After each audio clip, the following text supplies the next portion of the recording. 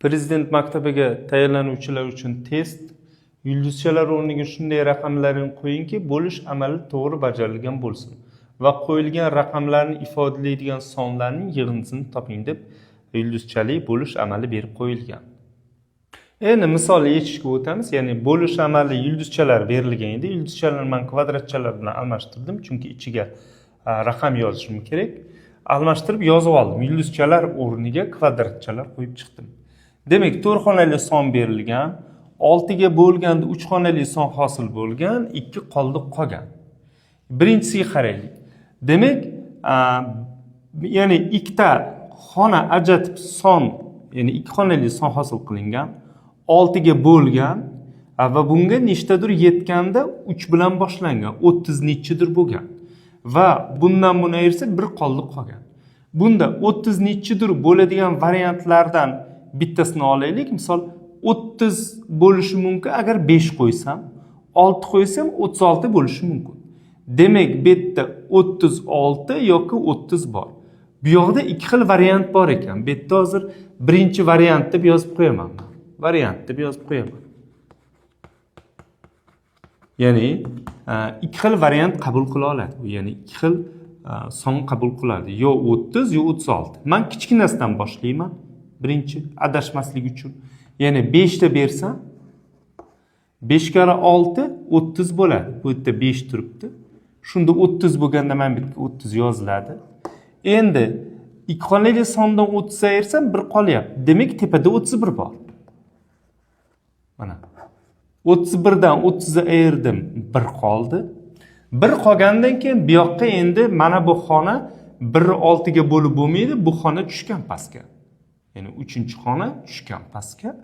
Pastga tushganda berganimizda 0 qolgan.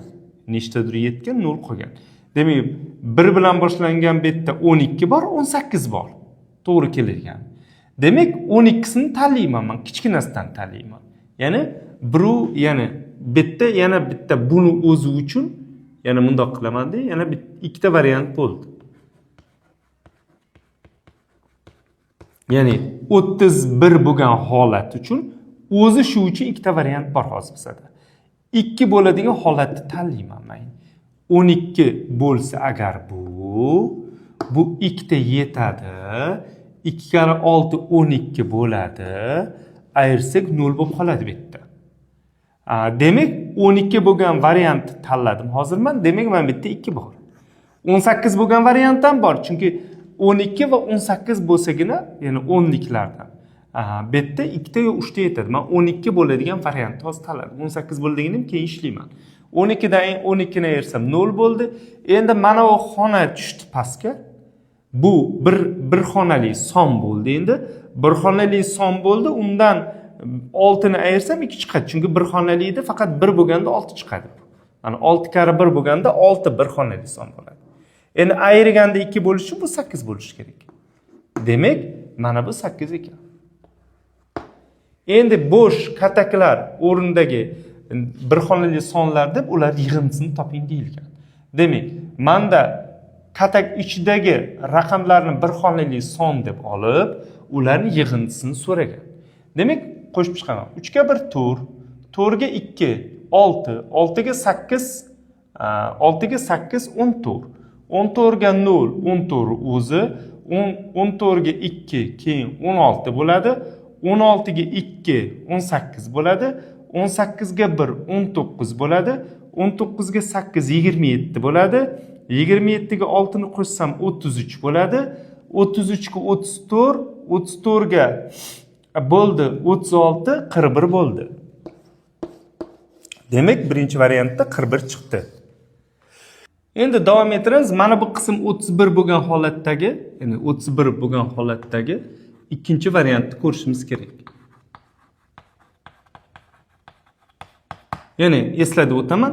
Bu 31 bilan 37 bo'lishi kerak edi. Biz 31 lik holatda, mana bu 31 bo'lgan holat uchun 5 ta beruvdik bunga.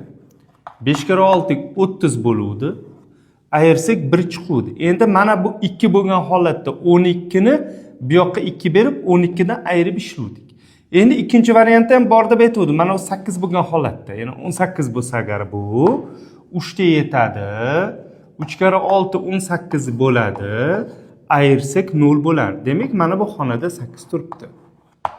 Ayirganimizda, ya'ni 8 dan 8 olsak, 18 dan 18 olsak 0 bo'ladi. Endi mana bir xonali son, ya'ni bu bitta berganimizda bo'ladi bu. 6 kara 1 6 bu yoziladi. Ayirganda 2 chiqishi uchun bu 8 bo'lishi kerak. Demak, bu yoqda 8 bor ekan. Mana 31 bo'lgan holatda ikkinchi variant uchun ham to'ldirdik. Endi bizning masalamiz shartida shu yulduzchalar o'rnida men kataklar bilan almashtirdim buni. Yulduzchalar o'rnida hosil bo'lgan raqamlarni bir xonalidan hisoblab, ya'ni son deb hisoblab, ularning yig'indisini toping deyilgan. Qo'shib chiqaman. 8 ga 8 16, 16 ga 17 20 bo'ldi. 20 ni o'zi turibdi. 20 ga 8 28, 28 ga 8 36, 36 ga 1 ni qo'shsam 37, 37 ga 8 ni qo'shsam 45, 45 ga 6 ni qo'shsam 51, 51 ga 52, 55, 60 soni hosil bo'ldi. Ya'ni ikkinchi variantda javob 60 bo'ldi. Ya'ni 31 bo'lgan holatda mana bu 8 bo'ladigan variantda. Endi men bu ikkita xona 31 bo'lgan, ya'ni 3 bilan 1 bo'lgan holat uchun ko'rdik. Ikkinchi holatimiz bor edi, 37 bo'ladigan holat. Ya'ni bu 37 bo'lsa, bu 36 bo'lsa, keyin ayirsak 1 chiqadi. Demak, 37 bo'lgan holat uchun ko'ramiz. Ya'ni 37 bo'lganda agar bu 3 bilan 7 bo'lganda, bu 36 bo'lishi kerak 1 chiqishi uchun. 36 bo'lishi uchun bu 6 bo'lishi kerak. Ya'ni 6 kara 6 36 bo'ladi. 37 dan 36 ni olsak 1 chiqadi. Endi bunda ham ikkita variant bor. 2 bilan 8 bo'ladigan variant. 2 bo'ladigan variant ishlaymiz. Agar bu 2 bo'lsa 12 bo'lib tushardi. Bundan oldingi variantlarda ko'rsatdim. 12 demak 2 ta yetardi. 6 kara 2 12 bo'lardi. 12 dan 12 ni ayırsam 0 bo'ladi. Endi mana bu tushishi kerak bu yoqqa. Bu bir xonali son, mana bu, ya'ni bitta xona, bir xonali son. Bir xonali sonda 6 ga karali bo'lgan faqat 6 bor. Bitta bo'lganda, ya'ni 6 kara 1 6 bo'lgan. Demak, qaysidir bir xonali sondan 6 ni olsak 2 chiqishi uchun bu 8 bo'lishi kerak. Demak, mana bu 8. Demak, bu variantda ham chiqdi. Mana kataklar o'rnida, yulduzchalar o'rnida turuvdi. Kataklar ichidagi sonlar yulduzchalar hisoblanadi. Yulduzchalar o'rnidagi raqamlarni bir xonali son deb hisoblab, ularning yig'indisini topishimiz kerak. Qo'shib chiqamiz endi. 10 bo'ladi, 8 ga 2.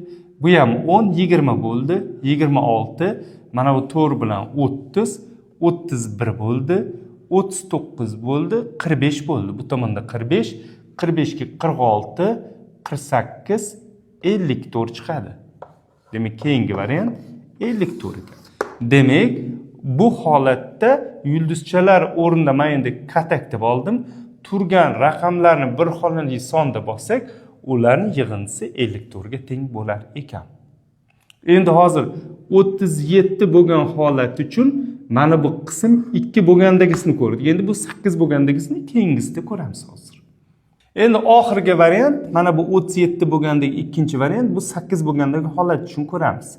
Ya'ni 37 bo'lganda, ya'ni 37 bu 36 bo'lishi kerak, uning uchun 6 bo'lishi kerak, chunki ayirsam 1 chiqyapti. 6 kara 6 36 bo'ladi. Ayirsam 1 chiqdi.